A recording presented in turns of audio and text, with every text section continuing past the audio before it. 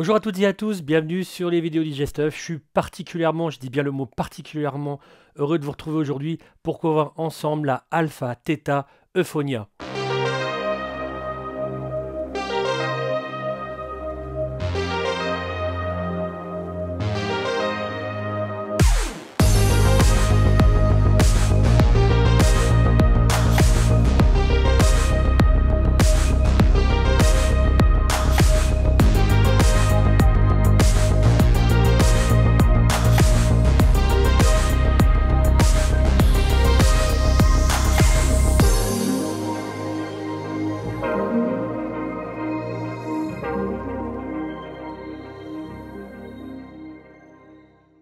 Une table de mixage Rotary, en plus avec ce design de malade, avec un écran montrant des informations, on va le voir au cours de cette vidéo.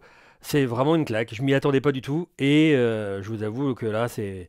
Alors, pour les réticents, pour ceux qui sont pur analogue, pur vinyle, tout ça, qui ont touché des tables de mixage Pioneer d'il y a longtemps, ou pas si longtemps, mais qui disent oui, le son ça pue, c'est pas... Je vous donne rendez-vous directement dans la description de cette vidéo, et écoutez, faites l'effort au moins une fois, faites l'effort d'écouter le comparatif que j'ai fait de cette table de mixage avec d'autres tables de mixage, avec la partie phono d'une part, et la partie, on va dire, appelons ça digital, avec des morceaux qui viennent d'ordinateurs ou de sources comme CDJ ou autres.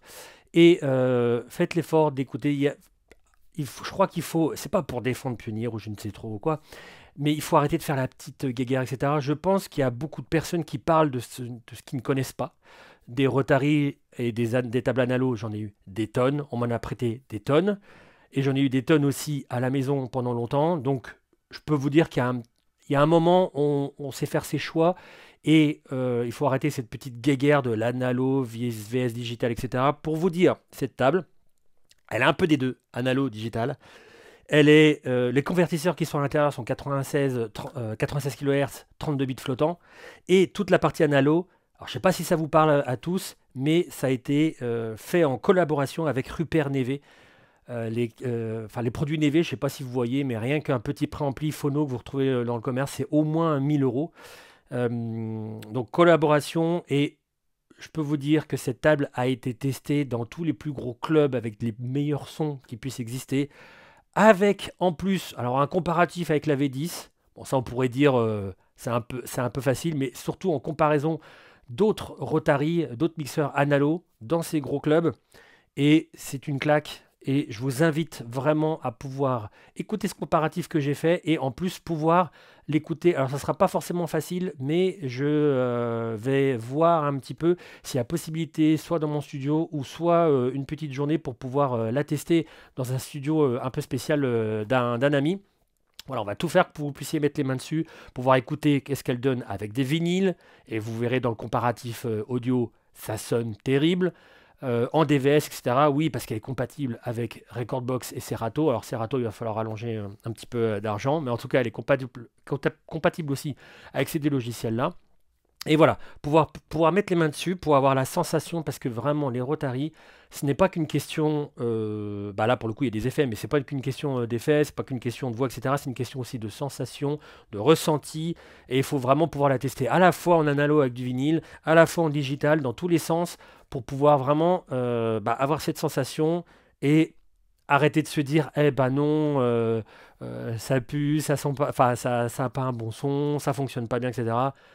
Faut arrêter les préjugés, et je pense qu'il faut savoir tester le matériel avant de parler. Il y a beaucoup de gens qui parlent, mais il n'y a pas beaucoup de gens qui passent à l'acte et qui essayent le matériel. Ça sera l'occasion justement, je vous le rappellerai sûrement dans des petites vidéos sur Instagram et TikTok, pour que vous puissiez vous inscrire et qu'on puisse voir ça ensemble, en vrai, sur cette table-là. Bon, trêve de bavardage, rentrons dans le vif du sujet, parlons des connexions, et ensuite allons directement sur l'utilisation de la table. Pour les connexions, on retrouve le port pour l'alimentation ici. Sur la partie droite, le port USB pour l'ordinateur. Au niveau entrée, vous avez les entrées numériques pour du CDJ par exemple. Les entrées analogiques, line phono, LAN phono pour les 4 voix à chaque fois. Vous choisissez, on le verra après sur le sélecteur sur la partie table de mixage. On va dire en combo entrée-sortie, on retrouve le send return et le master insert. On va voir comment on s'en sert dans la vidéo. Et pour les sorties, vous avez une sortie de boost secondaire en jack 635, la sortie master en XLR et le rec out qui n'a pas de volume master, c'est-à-dire qu'il sortira, il comprendra tout ce qui est gain, EQ, les voix, etc. Ça s'arrêtera là et vous aurez un volume comme il faut pour votre enregistrement. Évidemment, pour les besoins de la vidéo, je ne vais pas écouter un vinyle ou autre. Comme je vous ai dit, un comparatif, il faut arrêter de blablater alors qu'il n'y en a pas besoin. Et donc, je vais prendre des morceaux libres de droit pour ne pas me faire flinguer ma vidéo par rapport à YouTube, évidemment. Allez, on va voir la partie voix. Après, on va voir la partie des effets que l'on peut envoyer depuis les voix. Et ensuite, on va voir la partie ISO et Send que vous avez sur la partie ici, qui est super intéressante. Vous allez voir, c'est très énergique, ça peut vraiment faire beaucoup de choses sur votre musique, faire mettre du punch dans des endroits un peu plats, etc. C'est vraiment énorme. Donc, c'est parti. Donc, au niveau de la voix, vous avez les entrées. Donc, vous pouvez choisir à la fois la partie ordinateur, la partie digitale avec les entrées SPDIF coaxial qu'on a vu, une entrée line, une entrée phono. Pour chaque voix, c'est la même chose. Et vous avez aussi sur le côté la partie micro. Et la partie micro reste simple avec du on, du talk-over pour que ça puisse couper la musique au moment où on parle. Le niveau, un petit moins 12 plus 12 pour pouvoir faire, voilà, si vous avez une voix un peu plus, on va dire, dans les tons aigus. Et pareil, du moins 12 plus 12, si vous avez une voix grave et que vous voulez couper un peu de grave ou en rajouter si vous en manquez. Alors, chaque voix a le fameux sélecteur, un réglage de gain. Et vous allez voir, c'est associé. Alors là, c'est avant le fader. Ce qu'on appelle communément le fader linéaire que vous bougez sur le table mixage. Il est ici, sauf qu'il est rotary. Et donc, vous allez avoir plusieurs signaux. Donc un volume, des vumètres, vraiment pour se concentrer uniquement sur les gains. Et quand vous allez augmenter le volume, vous allez voir que vous avez plusieurs indications sur l'écran qui vont vous indiquer le volume avec le volume de la voix, donc incluant égalisation, gain, etc. Et aussi les effets. Et vous allez voir que c'est bien parce que ça va vous donner plein d'indications sur la hauteur de le summum, enfin le mix entre tous les morceaux, si ça pique, level, etc. Enfin voilà, il y a beaucoup d'informations, c'est vraiment très intéressant au niveau de l'écran, c'est très visuel, c'est funky, ça clignote dans tous les sens, c'est vraiment, moi j'aime beaucoup la partie écran. Donc, on va augmenter le son. Au niveau des EQ, vous avez du moins 26 sur chaque voix. Donc il restera un petit résiduel. Par contre, on le verra, mais au niveau de l'ISO ici, vous avez du kill complet. Vous avez la pré-écoute, vous pouvez choisir d'écouter plusieurs voix si vous le souhaitez. Et à la fin, quand vous avez choisi la voix, vous avez la partie pré-écoute ici, vous avez un mono split pour avoir du mono à gauche, je vais mettre un peu moins fort mon boost, ou enfin du mono, le master à gauche avec par exemple la pré-écoute à droite, ou alors en stéréo, où vous avez toute la bande sonore en stéréo dans votre casque. Le Q master vous permettant de basculer plus ou moins vers ce que vous écoutez en pré-écoute sur chaque voix, ou plus ou moins ce que vous écoutez au master. Pas besoin d'appuyer sur un bouton master, ça basculera directement en master. Et le volume du casque avec double sortie du casque, un 3.5 et un 6.35. Ensuite, au niveau de chaque voix, je vais vous montrer ce qui se passe sur l'écran. Alors comme je vous ai dit, vous avez le gain avec les vumètres ici qui concerneront que les gains. Et vous voyez que dès que je baisse, vous avez aussi, vous conservez le volume avec votre gain et vos EQ. Vous voyez, si je coupe les EQ, ça coupe aussi par rapport au morceau. Mais vous n'avez pas vraiment votre volume après le fader, on va dire, après la montée du son. C'est là que ça rentre en œuvre. Alors je vais me remettre là où il y a un peu de kick. Donc vous avez plusieurs informations. Vous avez à la fois au niveau des vumètres, mais qui peuvent être aussi, avec le bouton View ici, des vumètres pas aiguilles on va dire, mais des vumètres un peu comme les gains. Mais ça c'est pas des gains. Vous voyez, quand je baisse, ça baisse aussi alors que les gains sont toujours là. Enfin en tout cas le volume concernant les gains et les EQ est toujours là. Vous avez un volume général avant master qui vous dit si vous êtes dans le rouge ou pas, si votre mix entre tous les morceaux, parce que si je mets plusieurs morceaux évidemment ça va augmenter. Vous avez cette même marge ici là en blanc. Et ensuite vous avez la partie rouge évidemment où il ne faut pas aller. Mais ça concerne pas le master. Si je baisse mon master ici, regardez, vous voyez j'ai plus de master mais j'ai toujours mon mix. On pourrait dire un peu que c'est votre partie rec si on veut. Voilà pour les volumes. Et il y a aussi la partie graphe. Alors ça c'est très intéressant. Elle est un peu moins visible ici que là. Je vais vous montrer pourquoi c'est très intéressant. Je vais arrêter mon morceau et je vais vous montrer par rapport... Moi ça m'a étonné parce que dans un morceau, le fameux morceau qu'il y a dans le descriptif audio, pas le descriptif, le comparatif audio, c'est Lose Yourself to Dance de Daft Punk. Et donc à un moment donné, au moment où ils disent Lose Yourself to Dance, vous avez 3 voix en fait différentes qui le disent. Et j'ai vraiment 3 spectres des voix qui se mettent par rapport à la musique générale. C'est vraiment extra. Donc comment on peut regarder ça? Par rapport à, par exemple, à un signal timecode. Je me mets en line, donc évidemment vous avez ça. Je vais vous le baisser dans le montage pour pas que ça vous fasse trop, de son. Et ensuite, vous pouvez faire varier. Vous allez voir que là, on a une fréquence aux alentours de, je crois que c'est 1000 Hz, le signal DVS. Si vous le baissez, vous pouvez descendre dans les graves.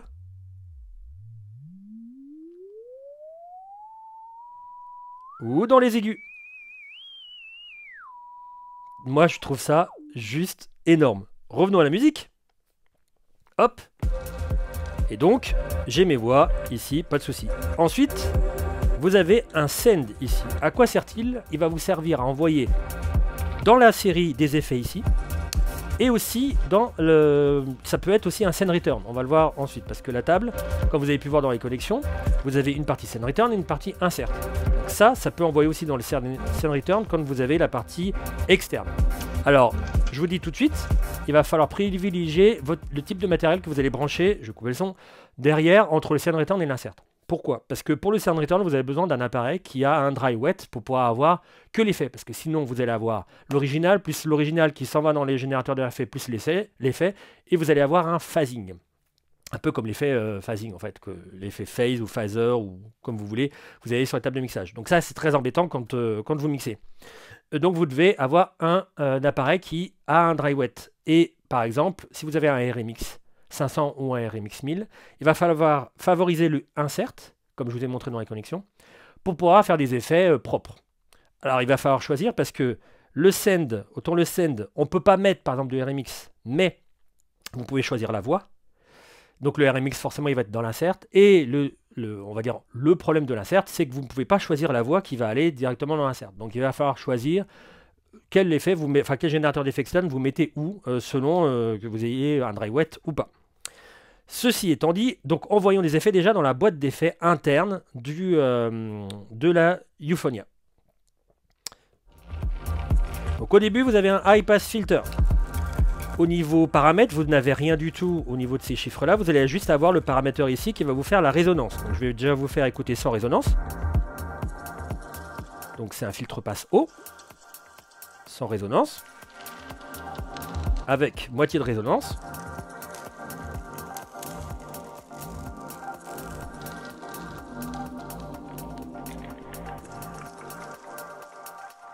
Et résonance totale.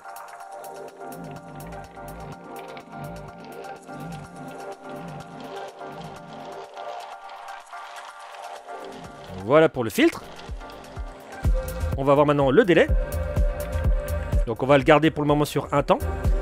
Ce qui est pratique, c'est quand on est en high pass filter, il n'y a pas de cran. Par contre, dès qu'on passe sur les effets, vu qu'il y a des notions de temps, j'ai des petits crans qui se font autour du 1, temps, 1,5, etc. Ça change pas qu'on peut aussi faire, pour les aficionados des effets qui partent un peu dans tous les sens, on peut aussi faire du 3/4, du 3,5, etc. si on se place bien entre les valeurs. Donc faisons un temps avec pas du tout de paramètres au niveau du feedback, c'est-à-dire la longueur du délai. Donc on a bien un temps. Je vais m'approcher du 1,5 temps.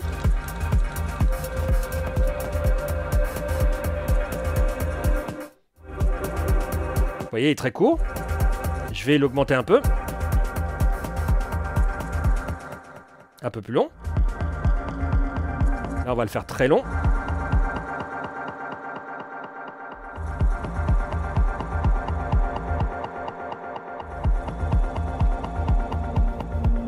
Maintenant, on va s'intéresser au tap écho. Je vais le laisser à 1,5. Pas très long pour le moment. Toujours pareil, c'est l'effet feedback ici aussi.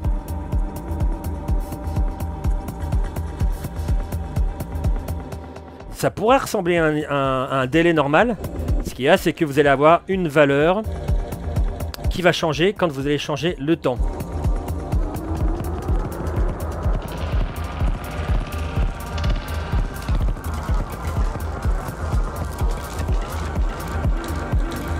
Alors comment on peut l'utiliser pour pas avoir cette valeur qui varie toujours? C'est de le faire et de retirer le send à un certain moment. Par exemple, vous le faites comme ça, un temps, vous le faites long, long, long, et vous coupez le send pour pouvoir le travailler.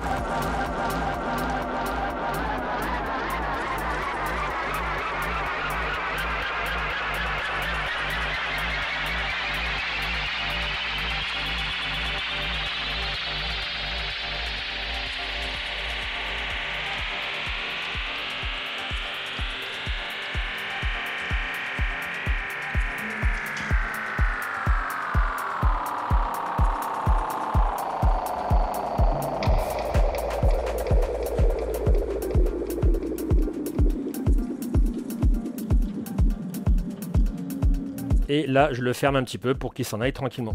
Ensuite, l'écoverbe. Celui-là, je l'aime beaucoup aussi. On va le mettre à un temps. Avec pas beaucoup de... c'est un balayage entre le délai et la réverbération.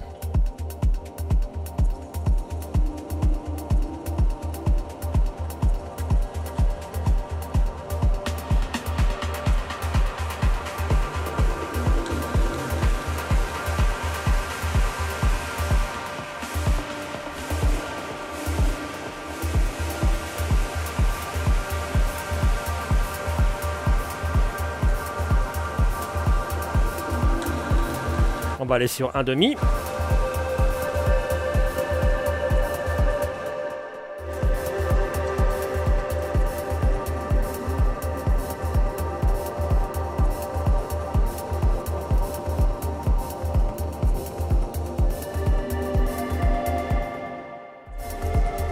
Ensuite, la reverb. Alors là, je vais mettre tout à 0 pour pouvoir l'augmenter tranquillement. Là, au niveau du notion du temps, c'est la réverbération, le temps de la réverbération. Et ce bouton-là, paramètre, c'est le bouton tone pour changer la valeur de la reverb. Oui, d'ailleurs, je vais me la mettre directement au milieu pour pouvoir basculer de tons un petit peu différents en plus et en moins.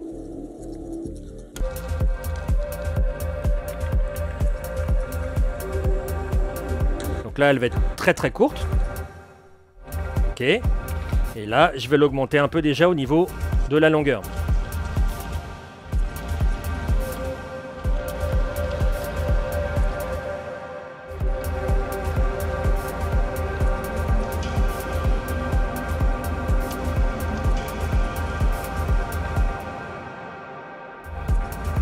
Et maintenant je vais changer le ton.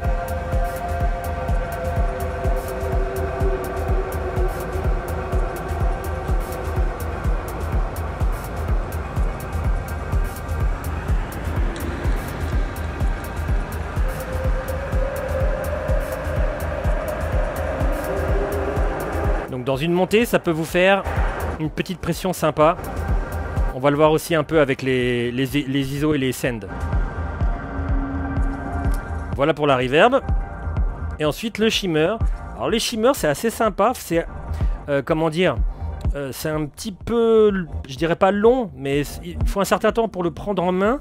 Mais ce qui est assez sympa, c'est que selon les morceaux, il accompagne aussi les mélodies que vous avez dans le morceau.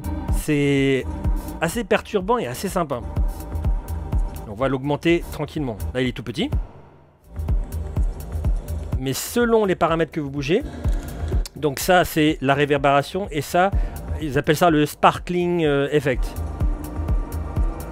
Ça peut être ça qui suit un peu la musique, les mélodies.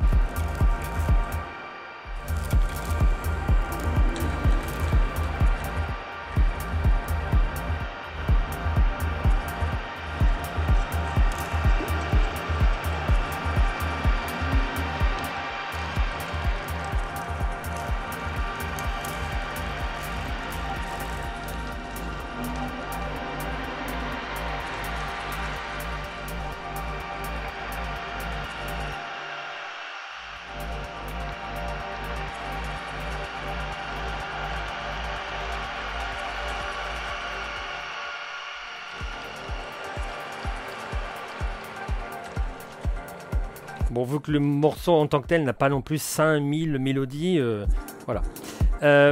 Et ensuite, l'externe, donc le send vers générateur d'effets externe. Donc en premier lieu, on va utiliser celui qui a un dry wet. Hop, je reprends celui-ci pour le mettre un petit peu sur le côté ici. Et on va faire bon, un écho normal, rien de bien méchant.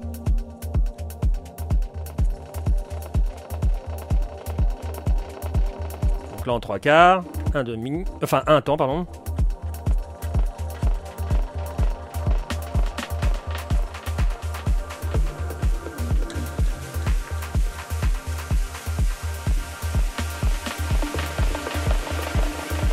Donc c'est toujours post-fader, si vous le mettez et que vous coupez, vous aurez quand même, il n'y a aucun souci.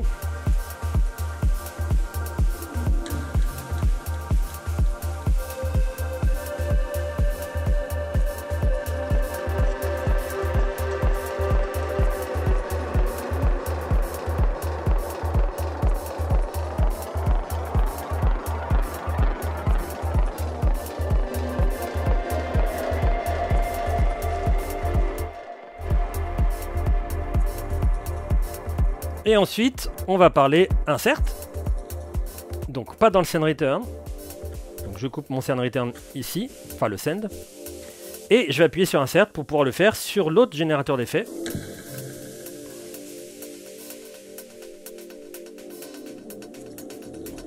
Et je vais faire un low pass filter normal. Hop, je vais me mettre au début. J'appuie sur on ici, master insert.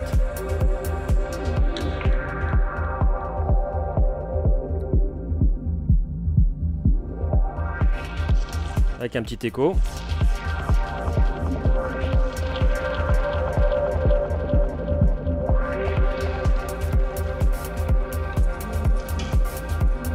Voilà, donc uniquement sur l'insert.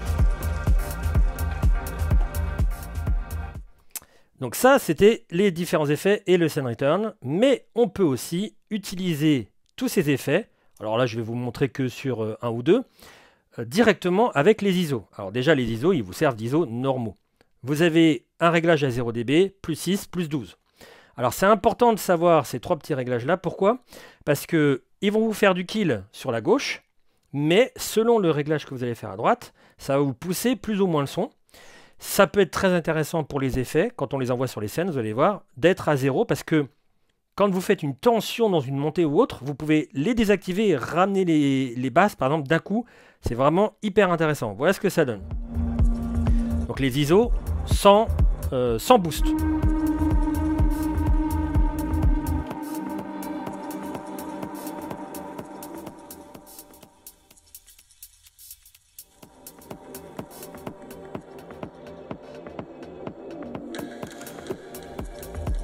Et évidemment, si je vais à droite, je suis à 0, donc ça fait rien. Pour le moment. Avec les boosts, plus 6.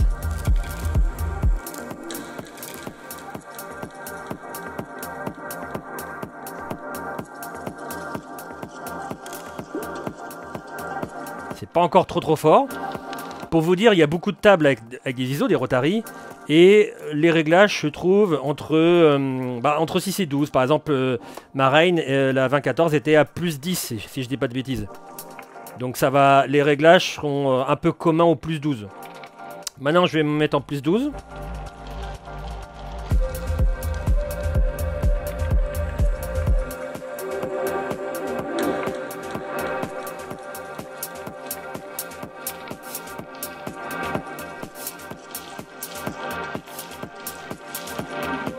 Mais ce qui est très intéressant avec cet ISO, c'est qu'il peut être commuté avec les effets et pouvoir envoyer des effets sur une certaine bande de fréquence. Alors évidemment, je ne vais pas trop mettre sur les basses pour pas que ça fasse trop de brouhaha, mais sur les médiums et les aigus, ça fait vraiment des trucs super top.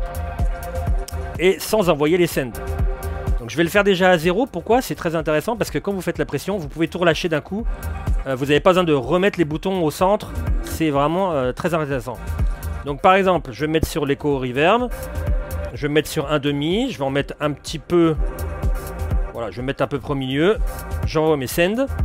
Et dès que je le souhaite, je peux me mettre à n'importe quel moment du morceau, là. Je peux faire mes coups de pression. C'est comme si j'avais un temps calme, vous allez voir.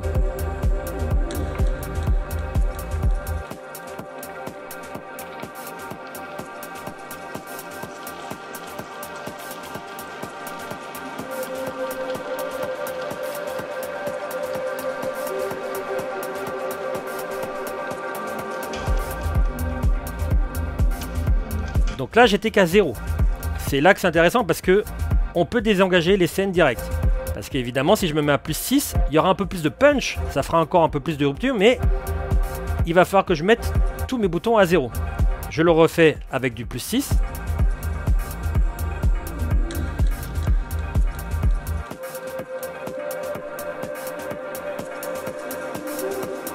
Ah, évidemment, là, on a plus d'impression, là. Mais il va falloir que je remette, parce que si je fais ça, j'ai toujours mon plus 6. Vous voyez? Et donc pour revenir sur les basses et couper tout, il faut que je fasse plusieurs manips.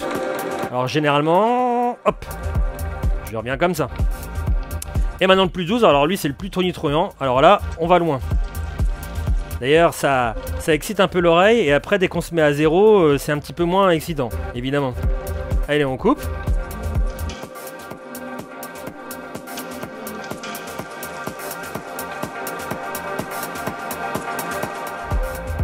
Je suis pas allé jusqu'à 12 parce que sinon c'est un peu trop gros.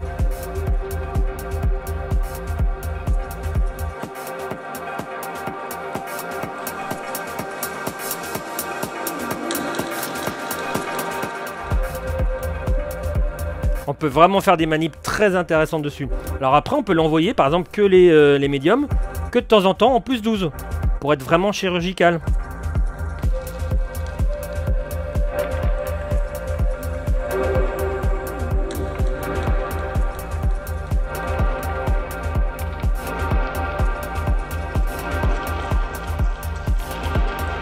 On va essayer avec la reverb maintenant.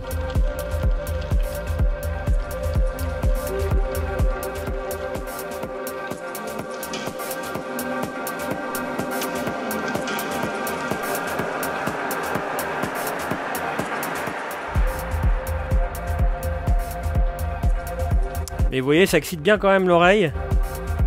Et on a du mal à revenir après à 0. Alors que le 0 est très intéressant parce qu'on peut vraiment envoyer quelque chose.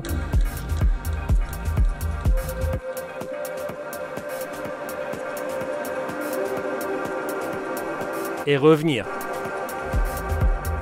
Directement en appuyant sur les boutons. Moi je trouve le 0 très intéressant. Moins de punch que les autres évidemment. Mais très intéressant. Alors après au niveau des manips, bah, tout comme Tab Rotary avec ses ISO, vous pouvez y aller.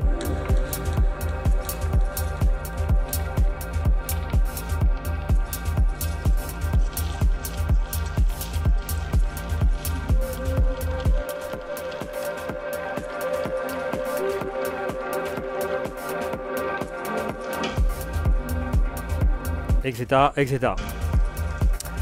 A noter aussi que ces scènes peuvent être envoyées au générateur d'effets externe. Par exemple, je vous le remets pas dans le cadre, mais si je me mets à 0, je fais du send. Je peux me mettre sur externe. Et là, je vais l'envoyer. Si je fais on, voilà, je suis bien. Vous voyez, j'ai mon écho. Je ne suis pas sur écho ici. Je suis sur mon générateur d'effets externe.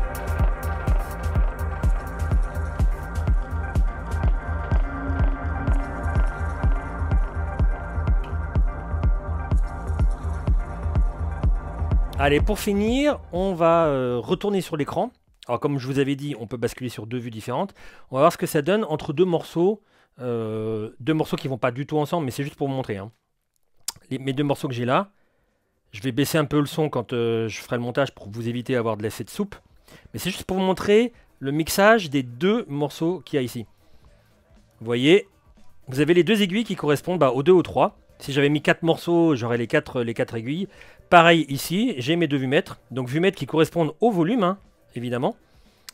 Des deux morceaux qui sont... donc vous pouvez très bien vraiment visualiser que vous êtes trop fort, pas assez fort, etc. Donc si vous réglez d'habitude, comme d'habitude, vos gains et tout ça, bien comme il faut, ça se passera très bien, mais vous avez quand même un visuel super intéressant. Autre chose au niveau de l'écran, vous avez un Utility où il y a quand même des petites choses intéressantes. Au-delà de la partie ordinateur, parce que bien entendu, vous pouvez le brancher à l'ordinateur, comme je l'ai dit, pour l'utiliser sur Recordbox et Serato. Vous pouvez l'utiliser, alors, elle est, je ne sais pas si on pourrait appeler ça complètement class compliant, qui fonctionne sans driver, parce que si vous la branchez à l'ordinateur, elle fonctionne, vous pouvez envoyer vos morceaux. Donc pour moi, la carte son est class compliant. Mais par rapport au DVS, vous devez toujours choisir, vous savez, dans le petit utilitaire, le Control Tone 9, Control Tone Phono, etc. Et ça, vous êtes obligé d'installer le driver. Mais sinon, elle fonctionne, et aussi cerise sur le gâteau, elle fonctionne sur un smartphone. Par exemple, si je vais directement sur sur n'importe quelle appli et que je branche, hop, la Euphonia et que je choisis mes morceaux, je choisis n'importe quoi, hein, c'est juste pour vous mettre les deux morceaux. J'en choisis un, j'en choisis deux, donc quoi je vais pouvoir mettre, on va choisir ça aussi, hop là, voilà, j'ai mes deux morceaux et je les ai bien. Alors là, pour le coup, c'est 1 et 2. Donc ça, c'est quand même tout de même une bonne nouvelle aussi pour ceux qui veulent l'utiliser en dehors de l'ordinateur. Rien à installer, ça fonctionne direct. Bon, après, évidemment, vous avez des abonnements et tout, mais regardez. Hop, si je fais mon morceau 1, aucun souci, ça fonctionne. Si je fais mon morceau 2, aucun souci, ça fonctionne. Je ne mets pas l'audio, évidemment, puisque ça va me bloquer sur YouTube. Alors, reparlons de la partie écran. Donc, une fois que vous y êtes, le bouton brightness fait le bas, le bouton view fait le haut. Donc, vous pouvez régler la balance, le master attack, le master mono stéréo si vous souhaitez, voilà. Hein. Rec source master, alors vous avez plusieurs choix à chaque fois hein, quand vous allez dedans, vous voyez. Le rec avec le micro, le rec sans le micro, le master tout court. Donc je vais revenir, hop, back, booth attack, booth mono stéréo, booth mute when mic on, mic to booth attack, power management. Et voilà pour le... Alors peut-être que ça va évoluer puisque je suis un firmware assez vieux. Enfin assez vieux. Il y a un firmware mais que j'arrive pas à installer parce que j'ai pas l'utilitaire pour pouvoir l'installer. Mais il se peut que ça évolue avec que vous ne voyez pas exactement strictement tout ce que je vois sur l'écran aujourd'hui où je fais la vidéo. Mais effectivement le firmware peut évoluer aussi avec d'autres options. Et on passe maintenant à la partie fadélique avec le Monsieur Chipote. Alors... Qu'est-ce que je veux dire sur la table? Alors déjà, au niveau sensation, rien que tactile, ce qui est super génial, alors là je m'y attendais pas aussi, c'est que chaque bouton de la Euphonia, bon mis à part ces boutons-là et celui-là, ils sont tous avec une petite bande de caoutchouc sur les côtés. C'est super agréable quand vous tournez, etc. C'est pas du plastique dur, même le master il est en caoutchouc. Tout est en caoutchouc. C'est vraiment très... bah voilà, c'est très agréable au toucher. La partie Rotary est, comment je pourrais dire, les boutons, alors apparemment de ce que j'ai lu, c'est des boutons qui ont été spécialement faits, etc. Machin, bref. Mais en tout cas, ils confèrent une sensation vraiment top dans le sens où ils ont un peu de retenue mais pas trop. C'est-à-dire qu'on peut encore les manipuler du bout du doigt. On peut le faire aussi avec la main entière, etc. On peut faire des manipulations, alors évidemment pas comme un fader, vous n'allez pas aller de 0 à 100% d'un coup, mais c'est pas le but d'une Rotary. Mais en tout cas, voilà, on peut lui manipuler vraiment comme n'importe quel Rotary. Mais il y a un peu de retenue qui fait que c'est quand même appréciable. Des fois, il y a des Rotary où ça part direct en fait. Et il tourne direct et c'est pas vraiment intéressant. Il n'y a pas assez de retenue. Je suis sûr que vous avez la même impression avec certains faders des fois qui sont un petit peu, je dirais pas mou, mais qui glissent tout seul. Enfin voilà, ça fait un petit peu moins sympa. Donc voilà, au niveau sensation, le petit bois sur les côtés, vraiment au niveau du design, ça fait un peu à la fois récent et à la fois un peu vieille table. C'est très, très appréciable. Après, ce que j'aurais aimé avoir sur cette table-là, c'est la possibilité, surtout par exemple pour le send return, de pouvoir avoir le choix entre send et insert. Et pas avoir un send où je peux choisir la voix, mais où je suis obligé de mettre un appareil qui n'est pas par exemple un RMX, parce que je sais qu'il y a beaucoup d'utilisateurs qui utilisent leur RMX. Bon bah là il va falloir mettre sur l'insert, c'est un choix à faire. Bon. Au moins vous n'avez pas l'obligation de le mettre entre la table et les enceintes et pas pouvoir enregistrer votre mix. Là au moins il est inclus dans la table via l'insert. C'est mon premier petit point. Bon, après, c'est discutable. Deuxième point, je ne sais pas pourquoi. Enfin, on m'a dit que ça pourrait coûter plus cher, etc. Mais vous avez des entrées numériques SPDIF pour des CDJ, par exemple. Vous n'avez pas de sortie numérique. Apparemment, ça coûterait plus cher. Je vois pas pourquoi, parce que la partie carte son, elle est en 96 kHz, 32 bits flottantes. Donc derrière, il y a des, comment dire, il y a des composants qui travaillent le truc. Je pense pas que c'était si dur de mettre une sortie SPDIF. Je vous dis ça parce que moi j'utilisais la sortie SPDIF sur ma Rain. Bon, là il n'y en a pas, alors je m'enregistrerai direct sur le port USB. Toujours pareil à ce propos, la partie USB et la partie sonorité, comme je vous ai dit, vous avez le comparatif audio. Donc n'allez pas dire oh elle est nulle cette table, etc. sans l'avoir jamais essayé derrière, sans l'avoir jamais essayé sur du bon son, sans avoir en plus écouté par exemple mon comparatif. Vous verrez que le son il est juste un son de malade. Et, et au niveau carte son, c'est aussi l'idéal pour pouvoir numériser tous vos vinyles en super qualité directement sur votre ordinateur avec votre logiciel préféré. Alors ça peut être Audacity, Ableton, enfin tout ce que vous voulez. C'est aussi l'occasion de pouvoir repasser aussi tous vos vinyles, pouvoir les enregistrer. La carte son est de super qualité aussi sur cette table-là. Et je crois que j'ai tout dit sur la partie Monsieur Chipote. Si vous avez des questions sur la Euphonia de Alpha Theta / Pioneer DJ, n'hésitez pas à les poser en dessous de la vidéo dans la partie des commentaires. J'espère que vous avez aimé cette vidéo. J'espère que j'ai pas été trop long parce que moi, dès que vous me mettez des petits effets, des trucs planants et tout, j'aime bien tripoter. Comme ça a pu vous montrer aussi. Alors, bien entendu, c'est une table quand même qui est faite pour la soulful, le funk, disco, house, etc. Le morceau que j'ai mis était un petit peu punchy, un petit peu planant aussi sur certaines mélodies. Je l'ai fait exprès pour la partie effet. Mais évidemment, c'est aussi une table qui est faite pour tout ce qui est soulful, funk, disco, tout ça. Bon, on peut mixer aussi d'autres styles de musique, mais je pense qu'au niveau de Rotary, il va atteindre des limites. Vous n'allez pas mixer de la tech ou du hip-hop dessus.